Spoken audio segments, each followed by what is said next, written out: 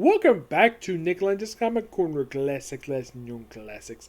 This is episode number 1548 and Doubleshot number 1442. Now I have one DC trade, one Marvel trade. This first one is a finale for Writer's Run. This is simply put Red Lanterns Flame 2 Death of the Red Lanterns.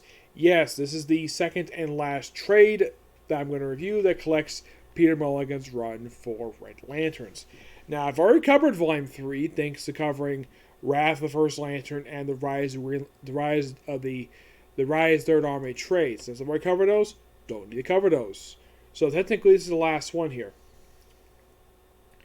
Now, this book does contain issues 8 through 12 of the Red Lantern series, plus Stormwatch number 9. I've kind of already covered Stormwatch number 9 and, of course, Red Lanterns number 9. Thanks to covering, I believe it was the second trade of Stormwatch. Like, I'm glad they basically put it here if you're not reading Stormwatch. Yep. Mostly put a lot of stuff that happens in here. Now, they do change the artist in here. They changed it from Ed Baines to Miguel Zabalia. So, unlike in the case the first trade where there's tons of butt shots for Bleeze, this one, nope, there's barely any of that at all. Mostly put, the first couple issues in here has basically Atrocitus fronting, Jack Moore, dealing with destruction of his parent destruction of the Red Lantern battery. Of course, also have him out with Stormwatch over various things. And, of course, and here's the strange thing about this book. This book has no setup for the crossover that comes next, which is Wrath of the First Lantern. The Rise of the Third Army. Yep. It's mostly about basically developing Jack Moore as a Red Lantern, while also having a few issues. The last few issues here are mostly just focused on Bleeze and Fatality of the Star Sapphire Corps, where they pretty much explore her backstory. Where they try to have her basically convert from being a Red Lantern to a Star Sapphire. And she has no love. Because, there's a reason for it. Because of what the Sinestro Corps did to her. Is that what they call love is pretty much the reason why they raped her. And that's why she's never expressed the emotion of love. And also we get a chance to see her without her mask the first time. Yes, in this series, this is the first time we see her without her mask. And the only time we see our mask is mostly been flashback. Aside from dealing with other stuff with Red Lanterns, I find the Bleeze stuff a lot more interesting. And that takes up pretty much the last 3 issues of this trade. It's still with Bleeze. With her being tempted to join the Star Sapphire Corps, turning it down, and turning back to Rage, and of course deal with a lot of other stuff here. And does the end of this book set up that particular event of Rise of the First Army? No, it's almost like this book is setting up Rot World. Yeah, I'm not really going to show up against basically the Atrocitus, ripping the bones out of people. Wow, so bloody. I guess some people are not surprised, though, that Peter Mulligan left this book after issue 20. Either that, or probably people didn't like what he was doing with the book, so they had him leave. For the trade, for what it is, I think the Bleeze was really cool, and the stuff with Jack Moore is interesting, but I'm going to leave it as there. But I'm going to give this trade roughly an 8 out of 10. I think the gore factor pretty much was basically turned up really too high for this one. But luckily enough, after this particular run wraps up, it becomes pretty much like a really good book afterwards. I do have the first trade that collects Charles Schultz one next to me, but I haven't read it yet. I have read the issues a while ago when it first came out, but I haven't read it as part of his review. In the case of my final thoughts, Peter Mulligan's run, it did some really interesting things. It's a good start for this particular series. I think Mulligan did an okay job developing these characters. Mostly, it seems like the only characters he developed over the course of 20 issues were just Atrocitus himself. Not much for Daxter, per se, just mostly Atrocitus, Bleeze, and Jack Moore. These two are the only ones he developed over the course of 20 issues. He didn't develop anybody else, and I think he did a good job with Bleeze, and they also look like they can also kind of slightly change her costume for these issues. Well, because of new artists on board, so they have a slight costume change for her. But at least the artist basically kept her hot. Yep. All right, moving on. Different book. We have. I believe this is the correct book, right? Yeah. We have Moon Knight Volume 2, Midnight Sun. Yep. This book collects issues 7 to 13 of Moon Knight Volume 3. Of course, Charlie Hudson is still the writer of this book, and David Finch is the artist. There are two stories here, Midnight Sun, which I believe this deals with his former psychic Midnight Sun, and Date Night, which that's actually done by Dwayne Swarzinski. Yep. He has, like, every cover basically has him with some various Marvel superhero. The first issue, 7, he teams up with Spider-Man. Does Spider-Man have this issue? No, he does. I thought he did.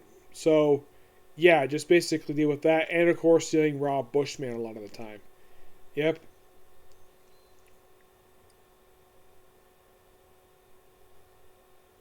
And we see this, like, person with this black hand. This is what I can't think. This is supposed to be like Rob Bushman. You don't see these characters' faces for some reason, and that's simply what the story arc does. Just deal with the character Midnight Sun, who is his former psychic, which I believe he gets killed off in this story arc. Mm-hmm. Yeah, and then issue 8 has the cover of basically a team with Captain America, which he does appear in the book. Yep. Oh yeah, by the way, Rob Bushman, he's appears as a hallucination, like no one else can see him. Yep. It's almost like this book teams up. It's pretty much like a team-up book per se. Pretty much interacting with various characters, like for Spider-Man and Captain America, and who is it for issue 9? The Punisher. And yes, he does encounter him too. And Punisher, for Moon Knight, he's actually one character. Moon Knight, Punisher is actually Moon Knight is one character. Punisher has no problem with at all. Nope, I think he gets along with okay. He doesn't get to fight with him per se. And he's here for the next couple issues. Yeah, for 9 and 10, it's simply him team with Moon Knight, well, interact with Moon Knight, and then he moves on something else.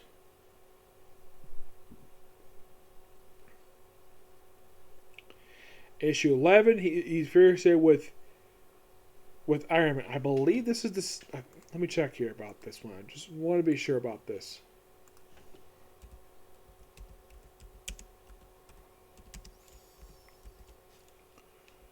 Because I'm thinking this was a tie-in to Civil War 1.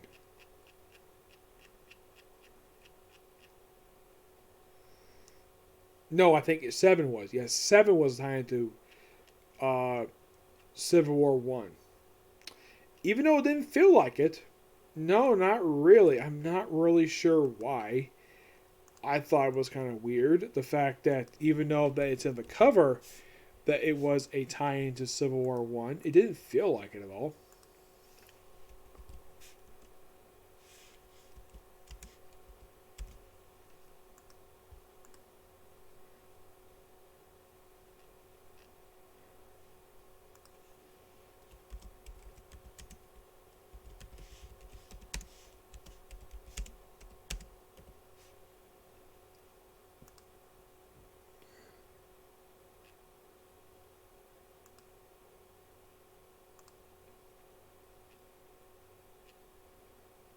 Actually, it's more like 7 through 9 are the tie-ins for it's the casualties of war stuff. Even though the book itself barely brings up Civil War 1, and then like 11, 12, and 13 is simply put it's the tie-in to the initiative. I think 14 goes off with something else.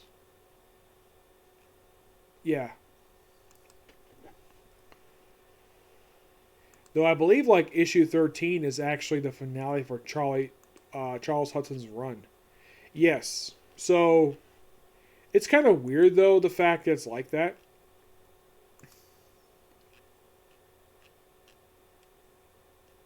Where like Charles Hudson leaves the book and then you have Mike Benson take over the book with issue number 14. It does it for pretty much the rest of the run. Mm-hmm.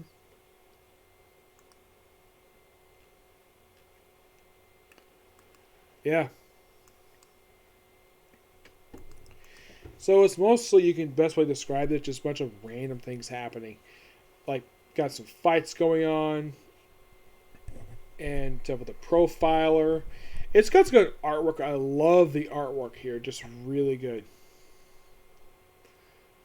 And just reading this, basically, we have some progression here, but not a lot per se.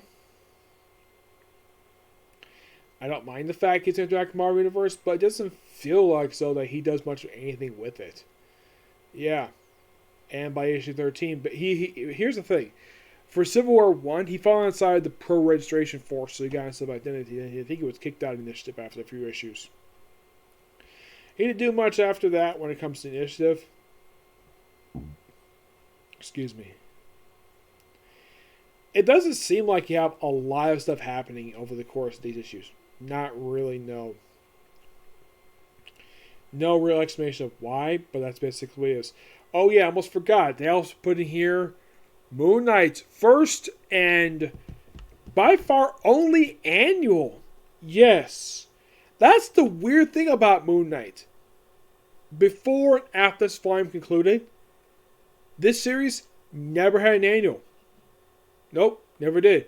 Did the volume that came after this with those three writers? Nope. Jeff Meir? Nope. Max Remus? Nope. I don't know about the current run, but this is Moon Knight's first and sole annual he put out. And this is done by Dwayne Straczynski. Yep.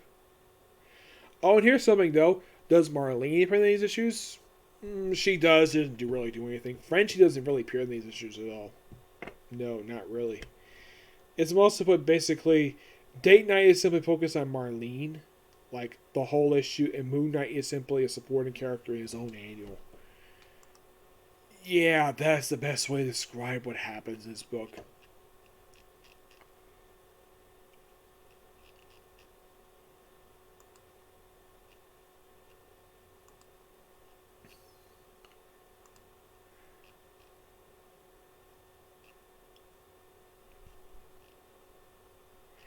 I mean, this book, this annual feels like a little more interesting what happened in the main book. Yeah, that's the dumb thing about this. This annual feels like it's a little bit more interesting than the main book. Despite the fact that the main book is basically the main selling point for Moon Knight. It doesn't feel as though like you have a lot of stuff happening. Because like I said, random stuff happens. Yeah, that's the best way to describe these issues. It's an okay continuation of what happened before. And it's strange though, like, you have basically Moon Knight himself, who has his character known as, like, he had Bottom, which is a really good start this run, and you have stuff like Midnight Sun, which really, like, they have this character called Midnight. He dies at the end of this story arc. Yeah, he dies issue 12. And Midnight was simply put like a former sidekick of Moon Knight, who just dies at the end of these issues.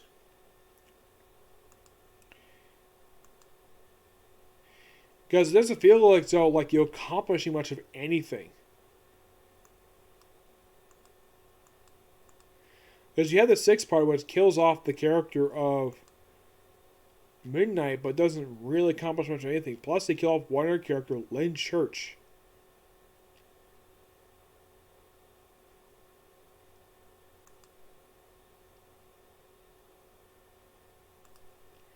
Yeah, so basically it's kind of like they kill off two characters in like one issue alone. Yeah.